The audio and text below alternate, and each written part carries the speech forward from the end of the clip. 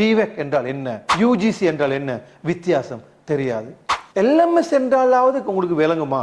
LMS தெரியாது. நீங்களும் அதே மாதிரி அவுட் ஆஃப் டச்சா இருப்பீங்களா இருந்தால், சிலபஸை மட்டுமே நீங்க பார்த்து கொண்டிருப்பீங்களா இருந்தால், அல்லது உங்க நோக்கம் குறிப்பிட்ட சப்ஜெக்ட் மட்டுமா இருந்தால், நிச்சயமாக ஃபியூச்சர்ல உள்ள இன்டர்வியூஸை உங்களால் அட்டென்ட் பண்ண முடியாது.